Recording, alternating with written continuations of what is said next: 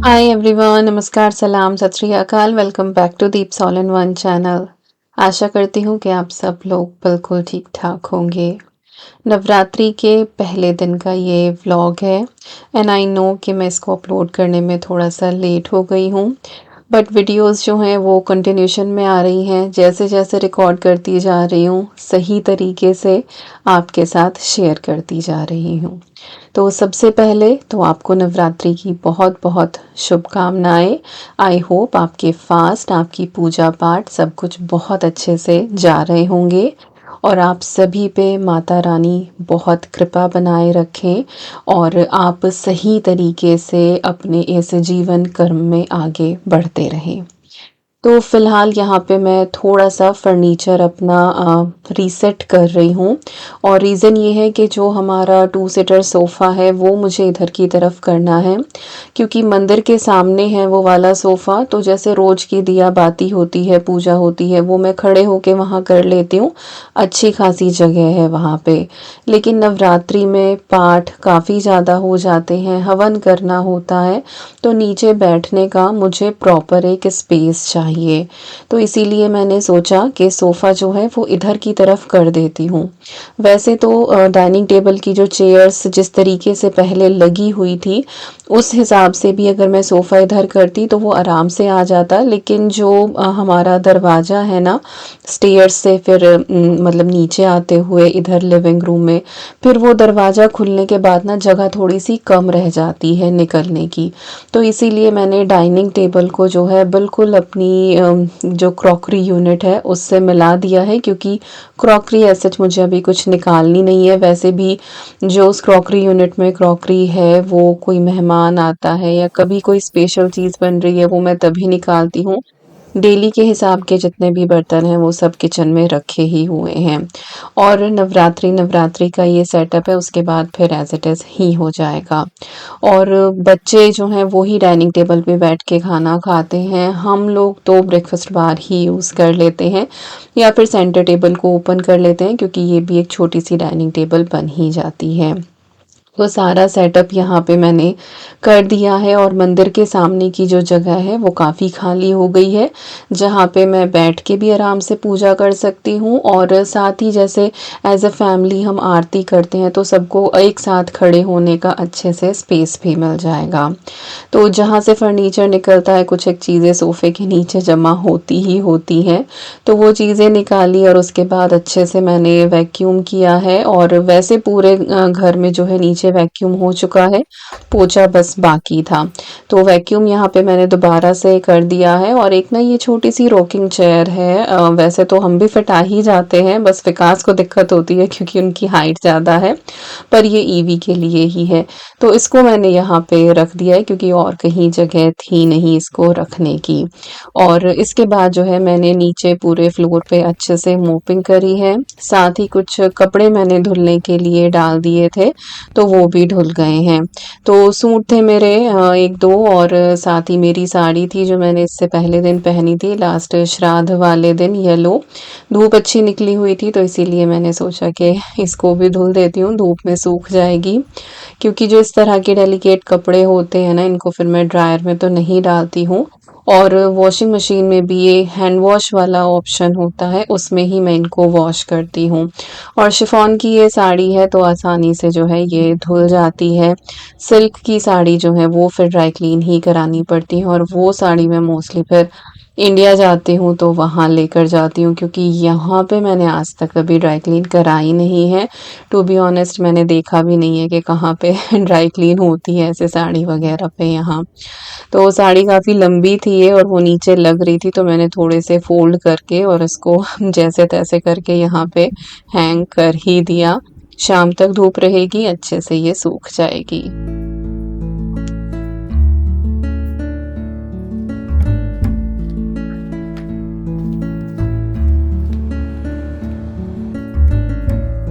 और अभी यहाँ पे सुबह की पूजा की तैयारी हो रही है, नहा के मैं आ चुकी हूँ। नवरात्रि के पहले दिन का जो हमारा रंग होता है वो है सफ़ेद और मैंने इस पोर्शन की एक्चुअली एक शॉर्ट भी अपलोड करी थी एंड बाय गॉड ग्रेस वो शॉर्ट जो है वायरल भी हो गई। बहुत सारे कमेंट आए कि वाइट मत पहनो। तो नवरात्रि के हर दिन के जो है ना वो अलग रंग होते हैं। जो देवी होती हैं हमारी नौ, उनके स्वभाव के हिसाब से होते हैं ये। तो पहले दिन का जो रंग है वो सफ़ेद होता है, और रंग सारे ही ऊपर वाले ने बनाए हैं, वो तो बस हमने डिसाइड करा है कि किस ओकेजन पे हमें क्या पहनना है। तो नवरात्रि में नव दुर्गा के हिसाब से हर दिन का अलग रंग होता है। तो पहले दिन का जो रंग है वो सफ़ेद है। कभी मैं ये कलर जो है वो फॉलो कर लेती हूँ, कभी नहीं भी करती हूँ। तो आज मुझे ध्यान रहा तो इसीलिए मैंने जो है ये सफ़ेद सलवार कमीज़ था मेरे पास, अच्छा सा इसके ऊपर डिज़ाइन कढ़ाई हुई हुई है, तो ये मैंने पहन लिया था। और सुबह की पूजा की काफ़ी तैयारी होती है, और यहाँ पे मैं ऐसा सच नहीं बताने वाली हूँ कि देखो मैं ये करती हूँ, आप ये करो, आप वो करो, या आप ये ना करो, आप वो ना करो। जो पूजा पाठ होती है ये सबकी अपनी होती है, सबके अपने घर के हिसाब से होती है। दहलीज पार करते ही जो है ना रीति रिवाज सब कुछ बदल जाता है। तो जो मेरे घर में हो रहा है ज़रूरी नहीं है कि वही सारी चीज़ें जो हैं वो आपके घर में होती हैं। अब वही है कि कमेंट आ जाते हैं, एक अगरबत्ती मत जलाओ, दो अगरबत्ती जलाओ, कोई कहता है अगरबत्ती जलाओ ही मत। कोई कहता है कि फूलों को जो है वो धो के मत चढ़ाओ। तो सो मैनी थिंग, जितने लोग उतनी ही बातें।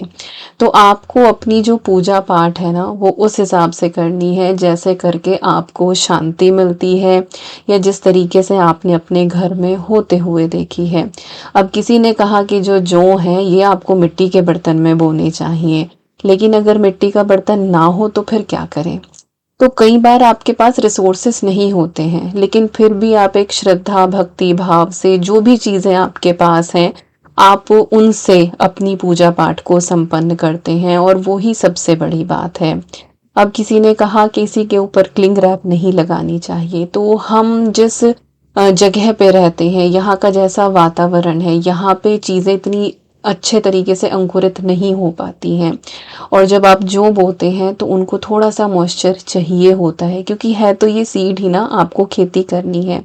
तो हल्का-सा मैं इसके ऊपर ये क्लिंग रैप लगा देती हूँ, वेंटिलेशन के लिए होल कर देती हूँ, और ऊपर से चुनरी डाल देती हूँ, और तीसरे नवरात्रे तक ये अंकुरित हो जाते हैं। तो कई बार सिचुएशन के हिसाब से भी आपको चीज़ें जो हैं वो बदलनी पड़ती हैं, और उनमें कोई भी दिक्कत वाली बात नहीं है, क्योंकि आपका जो मन है वो साफ है।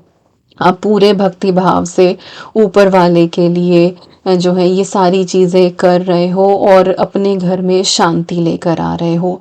तो यहाँ पे हम किसी को जज नहीं कर सकते कि आपने ये काम ऐसे किया है और वो काम वैसे किया, ये ऐसे नहीं होता, ये वैसे नहीं होता। तो जो करके आपको खुशी मिले ना, और जिससे किसी का कोई नुकसान नहीं हो रहा है, उसको करने में कोई भी दिक्कत नहीं है। अब कोई कहता है कि नारियल को दूसरी तरफ से रखना चाहिए, कोई कहता है लिटा के रखना चाहिए, कोई कहता है चुनरी में लपेट के रखो, कोई कहता है कलावे में लपेट के रखो। तो वही है कि बहुत सारी बातें हैं। गंगा जल के ऊपर बहुत सारे कमेंट आए, आप उस शॉर्ट्स के कमेंट एक बार पढ़ के देखना अगर आपको टाइम मिले तो। तो एक्चुअली जो लोटे में पानी था ना, जो मैंने अभी कलश में डाला है तांबे वाले में, वो एक्चुअली गंगा जल ही था, क्योंकि सुबह ही मैंने ये सारा काम करने से पहले ना मैंने माता रानी को भी स्नान कराया था, और कान्हा जी को भी मैं स्नान कराती हूँ, तो मैं गंगा जल का ही जो है वहाँ पे प्रयोग करती हूँ। तो वही पानी बचा हुआ था तो वो मैंने कलश में डाल दिया। उसके बाद फिर मुझे लगा कि पानी कलश तो मुझे पूरा ही भरना है, तो फिर मैंने और उसमें पानी डाला, और ऊपर से फिर थोड़ा सा गंगा जल उसके अंदर डाल दिया। लेकिन ये सारी चीज़ें मैंने शॉर्ट में नहीं बताई, तो वहाँ पे सभी लोग बोल रहे थे कि पहले जो है वो गंगा जल डालो और फिर नॉर्मल पानी डालो तो वो गंगा जल बनता है। और ये बात बिल्कुल सही है, मैंने भी ऐसे ही होते देखा है। बस ये है कि मेरे लोटे में जो है वो स्नान करा के जो पानी बचा था साफ सुथरा, वो मैंने कलश में डाला था, क्योंकि गंगा जल ही था। तो खैर चलो, मैंने यहाँ पे ये चीज़ भी एक्सप्लेन कर दी। इसके बाद अब अखंड जोत के लिए मैं बाती बना रही हूँ। पहले कुछ साल पहले मैं बनाती थी कलावे की बाती। लेकिन कलावा जो है ना, आप कपड़े के तौर पे भी किसी को अर्पित कर सकते हो। तो जैसे मैं करवा चौथ का फास्ट रखती हूँ, अहोई अष्टमी का फास्ट रखती हूँ, और मैं अपनी मदर इन लॉ के लिए जो बायना निकालती हूँ ना, तो मैं सूखा ही निकालती हूँ, क्योंकि ऑब्वियसली हम साथ यहाँ पे रहते नहीं हैं, तो मैं सूखा ही निकालती हूँ। जब इंडिया जाती हूँ तो उनके लिए फिर मैं ले जाती हूँ, तो वस्त्र के नाम का मैं उनका कलावा रखती हूँ। तो कहते हैं अगर आप किसी चीज़ को वस्त्र मान रहे हो तो फिर उसको जलाना नहीं चाहिए। हालाँकि जोत है ये, पर फिर भी मुझे जो है उस चीज़ का थोड़ा-सा लगा। तो तब से मैं ये कॉटन की ही बाती बनाती हूँ, लंबी सी बाती बना लेती हूँ और पूरे 9 दिन ये बहुत अच्छे से चलती है। ये बिल्कुल भी ऐसा नहीं होता है कि ये जल्दी लग जाती है या जल्दी ख़त्म हो जाती है। किसी ने पूछा था कि आप डेली बदलते हो क्या बाती? तो नहीं, ये लंबी बाती मैंने बना ली है। एंड टू बी ऑनेस्ट, इस बाती में ऊपर फूल भी कम आता है। जैसे जब आप अखंड जोत लगाते हैं ना, थोड़ी-थोड़ी देर बाद आपको जो है उसका फिर फूल हटाना पड़ता है। जो लोग लगाते होंगे उनको पता होगा, ऊपर की तरफ ना थोड़ी-सी ऐश इकट्ठी हो जाती है। तो वो इस कॉटन की बाती में नहीं होती है। और बहुत ही, मैं बस सुबह को जब दिया एक बार पूजा करती हूँ तब मैं अपनी बाती ऊपर खींचती हूँ, और एक बार शाम को करती हूँ।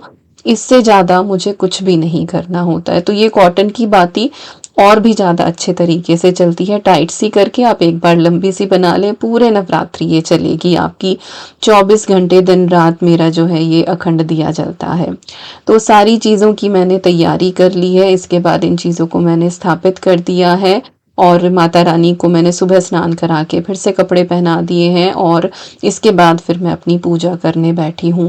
पहले दिन की जो पूजा है इसमें काफ़ी टाइम लगता है, क्योंकि ऑब्वियसली मुझे हवन भी करना होता है, नवदुर्गा का पाठ करना होता है, सप्तशती होती है, साथ में स्तुति होती है, बहुत सारी चीज़ें होती हैं। फिर डेली जो है वो नॉर्मल एक पाठ, और उस दिन की जो देवी होती हैं उनकी कथा करी जाती है।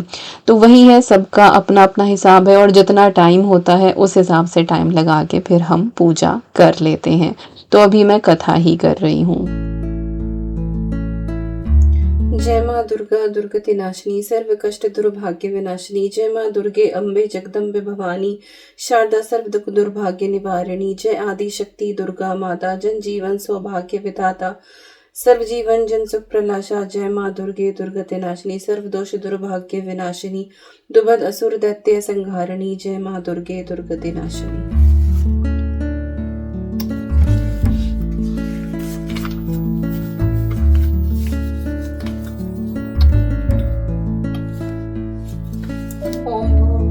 तत्सवितुर्वरेण्यं भर्गो देवस्य धीमहि धियो यो नः प्रचोदयात् स्वाहा। ओम भूर्भुवः स्वः तत्सवितुर्वरेण्यं भर्गो देवस्य धीमहि धियो यो नः प्रचोदयात् स्वाहा।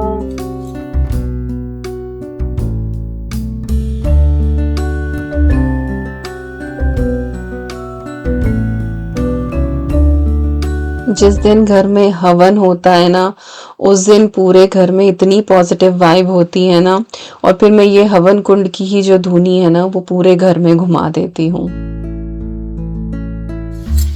जय माता दी दोस्तों, और कैसे जा रहे हैं आपकी नवरात्रे। ये वीडियो थोड़ा सा लेट जाएगा, क्योंकि लास्ट वीक जो मैंने वीडियो रिकॉर्ड करी है पहले मैं वो अपलोड करूंगी। ये थोड़ा सा लेट जाएगा, बट हाँ सेम डे मैं इंस्टाग्राम पे आप लोगों को विश कर दूंगी, लाइक अभी करूंगी। फिलहाल 10 बज रहे हैं, सुबह की पूजा होते होते मुझे लेट हो ही गया। पता था मुझे कि इतना टाइम हो ही जाएगा। और अभी यहाँ पे चाय बना रही हूँ मैं अपने लिए भी और साहब के लिए भी, तो हम दोनों चाय पियेंगे। साथ में शायद मैं एक बनाना ले लूँगी, और उसके बाद बस शाम को ही फिर फास्ट खुलेगा। तो देखती हूँ शायद समा के चावल की खिचड़ी कुछ ऐसे बनाऊँगी। इस बार मैं सोच रही हूँ कि आलू वगैरह बिल्कुल ही मैं अवॉइड कर दूँ, क्योंकि ना उससे फिर वो पता नहीं मुझे बहुत हैवी फील होता है, तो फिर मैं आलू वगैरह कुछ नहीं खाऊंगी। तो यस, फिलहाल का यही अपडेट है। चाय पीते हैं, उसके बाद फिर यूजुअल जो घर के काम होते हैं, लाइक मॉर्निंग का तो सारा हो ही गया है, बट हाँ मैंने लंच नहीं बनाया है, तो लंच मुझे बनाना है सबके लिए। मेरा नहीं बनेगा, मेरा तो फास्ट है। और क्या, हाँ ऑफिस भी है मेरा ऑफिस भी करना है, और आप लोगों के लिए वीडियो भी अपलोड करनी है। तो ये कुछ काम है, बट पहले तसल्ली वाली चाय आराम से बैठ के। 5:30 की उठी हुई हूँ मैं, 10 बज रहे हैं अभी, और आई थिंक हो जाएंगे अभी और 10-15 मिनट पीते पीते। तो हाँ, अब लगने लगा है कि हाँ, थोड़ी सी भूख लग रही है। और कल हमारा डिनर भी बहुत अर्ली हो गया था, क्योंकि लंच बहुत अर्ली हुआ था। कुछ 11:30 बजे के करीब हम लोगों ने लंच कर लिया था, तो 6 सवा 6 बजे हमारा डिनर हो गया था। तो काफ़ी लंबी विंडो हो गई है, और अब हाँ, एहसास होने लगा है कि चलो भूख लग रही है। तो अभी चाय पी के सॉर्ट हो जाएंगे। तो चाय वगैरह सब कुछ हमारी हो गई थी, और साथ में मैंने बनाना ले लिया था जैसा कि आपको बताया है। और खाने की भी यहाँ पे मैं तैयारी कर रही हूँ, क्योंकि बच्चे भी ऑब्वियसली स्कूल से आके खाएंगे, हस्बैंड भी घर पे हैं। और लास्ट व्लॉग में आपने देखा होगा कि किचन गार्डन से कुछ चीज़ें हार्वेस्ट करी थी जिनका मुझे यूज़ करना था। तो हेलपिनोज काफ़ी निकली थी ये, और हेलपिनोज का यूज़ पिज़्ज़ा टॉपिंग में भी होता है और नाचोस वगैरह बनाने में भी होता है। और इनका वैसे तो मैं अचार भी बना सकती थी, बट मुझे लगा कि मैं इनको विनेगर वाली ही बनाती हूँ जैसे कि हम बाहर से लेकर आते हैं, और ये मैं फ़र्स्ट टाइम ही करने वाली थी। विनेगर वाली जो प्याज वगैरह होती हैं, बीटरूट होता है, वो तो मैंने बहुत बार बनाया है, लेकिन मैंने हेलपिनोज आज तक नहीं बनाई थी। तो ये मैं पहली बार बनाने वाली थी। इसके लिए मैंने 1 कप बॉइल्ड वाटर लिया है, और ये गर्म ही है, लाइक बॉयल होने के बाद इसको मैंने 5-10 मिनट छोड़ दिया था, तो गर्म है ये पानी, बट बहुत बॉइलिंग हॉट नहीं है। 1 चम्मच मैंने इसमें चीनी ऐड करी है, और 1 चम्मच ही मैंने इसके अंदर नमक ऐड करा है।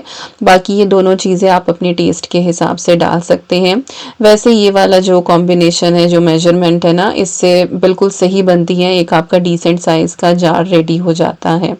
इसके बाद मैंने लिया है विनेगर, और बहुत से लोग कई बार पूछते हैं कि आप कौन सा विनेगर यूज़ करते हैं। तो टेस्को मॉरिसन हर जगह ये डिस्टिल्ड विनेगर मिल जाता है, और इसको आप क्लीनिंग में भी यूज़ कर सकते हैं, क्योंकि ये सिर्फ विनेगर है प्योर, इसके अंदर और कुछ भी मिला हुआ नहीं है। और इसे आप अपनी चाइनीज़ कुकिंग में भी यूज़ कर सकते हैं, पनीर बनाने के लिए भी यूज़ कर सकते हैं, जहाँ जहाँ विनेगर का यूज़ होना है वहाँ पे आप इसको यूज़ कर सकते हैं। तो ये मैंने जो है 1/4 कप लिया था, तो 1 कप पानी है और 1/4 कप विनेगर है, 1 टेबलस्पून शुगर है, और 1 टीस्पून सॉल्ट है। इसके बाद जो हेलपिनोज थी, इनको मैंने राउंडल्स में कट किया था, जिस तरीके से आपको बाजार में मिलती हैं, और इनको मैंने कांच के जार में डाल लिया है। साफ सुथरा आपका जार होना चाहिए, ड्राई वगैरह होने की कोई ज़रूरत नहीं है, क्योंकि ऑब्वियसली इसमें पानी जाना ही है। तो कोई पिकल नहीं है ये इस तरह का जो देसी पिकल होता है, यहाँ पे तो इसी को ही पिकलिंग जो है वो सॉल्यूशन बोला जाता है। तो जो सॉल्यूशन बनाया था वो कांच के जार में जो है मैंने भर दिया है, और ये अच्छे से डिप हो गई हैं। और इसके बाद तुरंत ही आप इसको फ्रिज के अंदर रख दें। 2 से 3 दिन में हल्का सा इनका रंग चेंज हो जाएगा, और आपकी जो है ये पिकल वाली बहुत अच्छी हेलपिनोज रेडी हो जाएंगी, जो आप डिफरेंट डिफरेंट रेसिपीज में यूज़ कर सकते हैं। इसके बाद कुछ और ये लंबी मिर्चें थी, और ये खा के देखी थी एक्चुअली विकास ने, और वो बोल रहे थे कि बहुत ज़्यादा तीखी नहीं है। तो इनके 2-3 ऑप्शन थे, या तो इनके अंदर वो मसाला भर के जो है ना, वो जो लंबी लंबी मिर्च सब्जी वाली होती है वो बनाई जाए, या पकौड़े बनाए जाएं। लेकिन मेरा जो मिर्च का अचार है वो एक्चुअली ख़त्म हो रहा था, तो फिर मैंने सोचा कि चलो मिर्च का अचार ही बना देते हैं। और मेरे साथ ऐसा हो रहा है ना अभी कि मैं बहुत ज़्यादा तीखी चीज़ें नहीं खा पाती हूँ। अब जब से मेरा बीपी का हुआ था, हालांकि अब तो बिल्कुल सॉर्ट आउट है, कोई दवाई वगैरह मैं नहीं ले रही हूँ, बस मैंने अपनी डाइट ही मेंटेन करी है। लेकिन हाँ, मुझे ये एक डिफरेंस महसूस हुआ है कि कोई भी तीखी चीज़ अब मैं बेयर नहीं कर पाती हूँ। मुझे ना मतलब मुंह में बिल्कुल बस सी सी ही होती है, और टेस्ट किसी चीज़ का नहीं आ पाता है। तो मैं बहुत ही कम जो है वो हर चीज़ को तीखापन जो है वो कम ही रखती हूँ, पसंद नहीं करती हूँ ज़्यादा। तो फिर मैंने सोचा कि चलो मैं ये अचार बना लेती हूँ जब ये कम तीखी है। तो यहाँ पे हम सबसे पहले एक अचारी मसाला बनाएंगे। 1-1 चम्मच जो है मैंने इसमें कलौंजी ली है, मेथी ली है, जीरा लिया है, सौंफ लिया है, और राई ली है। तो ये जो पंचफोरन मसाला होता है ना, ये बिल्कुल वही है, बस वो मैंने दरदरा सा मिक्सी में पीस लिया था, 1-1 चम्मच ही लिया था। इसके बाद फिर मैंने इसमें धनिया पाउडर डाला है 2 चम्मच के करीब, आधा चम्मच मैंने इसमें हल्दी पाउडर डाला है। सॉल्ट ऐड कर लें आप अपने टेस्ट के हिसाब से, और इसमें मिर्ची वगैरह डालने की ज़रूरत नहीं है, क्योंकि ऑलरेडी जो है वो ये मिर्च का ही अचार है। लेकिन अगर आपको बहुत तीखा पसंद है तो आप रेड चिली इसके अंदर ऐड कर सकते हैं, या फिर अगर तीखी वाली मिर्चें हैं तो फिर तो खैर आपको ज़रूरत नहीं है। इसके बाद जो है मैंने इसमें थोड़ा सा हींग ऐड करा था और फिर मैंने इसमें सरसों का तेल डाल दिया है और कच्चा ही मैंने सरसों का तेल डाला है। इसको कुछ भी मैंने गरम नहीं करा है, पकाया नहीं है, एज इट इज़ ही डाल दिया है क्योंकि अचार में जो है वो कच्चा ही डलता है। लेकिन अगर आपको खुशबू की थोड़ी सी दिक्कत होती है तो आप इसको थोड़ा गरम भी कर सकते हैं। और वैसे भी मैंने बिल्कुल नाम मात्र को ही डाला है, कुछ 2 चम्मच के करीब ही इसमें सरसों का तेल गया होगा। 3 चम्मच भर के मैंने इसमें वाइट विनेगर ऐड करा है। ये प्रिजर्वेटिव का भी काम करेगा, थोड़ी सी खटास भी इस अचार के अंदर लेकर आएगा और टेस्ट भी इससे एनहेंस हो जाता है।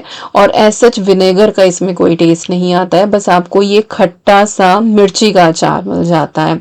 और बस अचार हमारा यहाँ पे डन है। अगर आपको करारा करारा अचार खाना पसंद है ना तो आप इसको अभी साथ के साथ भी खा सकते हैं। बाकी हम थोड़ा सा गला हुआ खाते हैं तो मैंने इसको साफ कांच के जार में निकाल दिया है। ये बिल्कुल ड्राई होना चाहिए, चम्मच आपकी साफ सुथरी होनी चाहिए, इसमें कोई भी मॉइस्चर वगैरह नहीं होना चाहिए। अच्छे से आप इस अचार को जो है वो भर के पैक करके कांच के जार में, और अगर धूप आती है आपके यहाँ पे तो इसको 1 या 2 दिन की आप धूप दिखा लें और उसके बाद आप इसको ऐसे ही काउंटर पे रख छोड़ें। बहुत ज़्यादा गर्मी अगर आपके यहाँ होती है तो फिर आप इसको फ्रिज के अंदर स्टोर कर लें क्योंकि इसके अंदर हमने तेल बहुत कम डाला है। जो काउंटर टॉप पे बिल्कुल गर्म टेम्परेचर पे जो तेल रखे अचार रखे जाते हैं उनमें तेल बहुत डाला जाता है, लाइक अचार की बिल्कुल सतह तक कि अचार उसके अंदर डिप रहे, तो वो बिल्कुल ठीक रहते हैं। उनको आपको फ्रिज वगैरह में रखने की बिल्कुल भी ज़रूरत नहीं होती है। लेकिन जब आप तेल बहुत कम इस्तेमाल करते हैं तो फिर आपको थोड़ा सा ध्यान रखना पड़ता है। तो मैं इसको 1 दिन की धूप लगाऊंगी और उसके बाद फिर मैं इसको फ्रिज में ही स्टोर करने वाली हूँ क्योंकि मैंने ऑयल बहुत कम डाला है।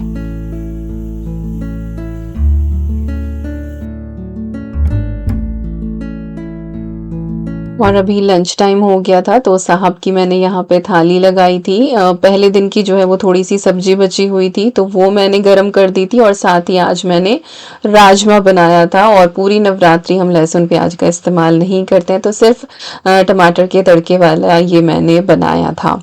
तो उनका खाना हो गया है, थोड़ी देर साथ बैठे हम लोग। और आज मेरा वर्किंग नहीं था, मैंने छुट्टी ली हुई थी और इसीलिए एक्स्ट्रा काम ये सारे हो भी पा रहे हैं।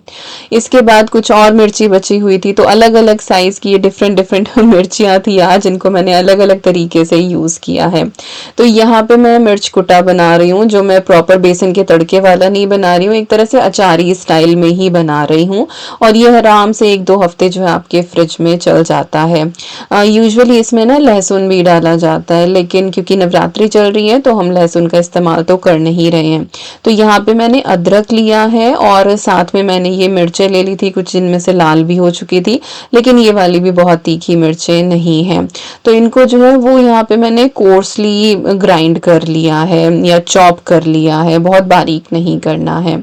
इसके बाद एक तड़का तैयार करेंगे तो थोड़ा सा मैंने ऑयल डाला है, आप चाहे तो सरसों का भी डाल सकते हैं, जो भी ऑयल आपको पसंद हो आप वो डाल लें।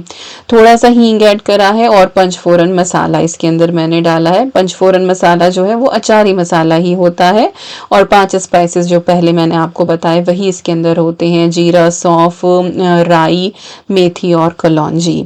और कलौंजी जो है वो प्याज का बीज नहीं है, kalonji is completely different thing, it is nigella seed, वो ऑनियन सीड नहीं है। तो इसके बाद जो कोर्सली हमने मिर्च और जिंजर लिया था वो ऐड कर देंगे, थोड़ी सी हल्दी डालेंगे, धनिया पाउडर ऐड करेंगे, टेस्ट के हिसाब से हम इसके अंदर जो है वो सॉल्ट ऐड कर देंगे।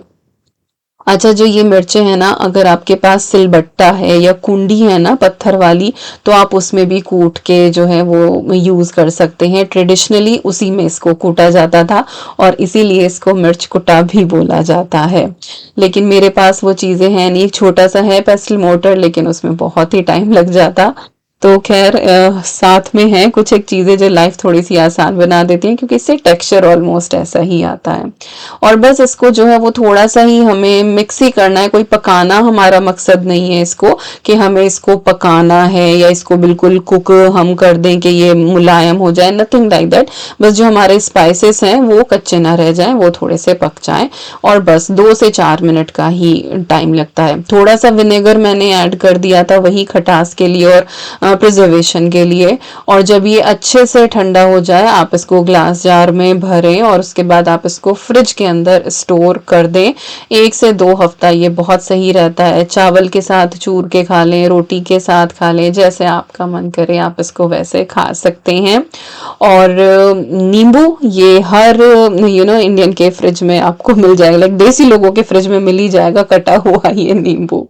तो बस कुछ ऐसा गया मेरा नवरात्रि का पहला दिन, और इसी के साथ आ गए हम इस वीडियो के एंड पे। आई होप आपको आज का ये व्लॉग पसंद आया होगा। मिलती हूँ आपसे नेक्स्ट व्लॉग में। Till then you guys take care, and I am sending lots and lots and lots of love to you all. Thank you so much for watching. Take care and bye bye.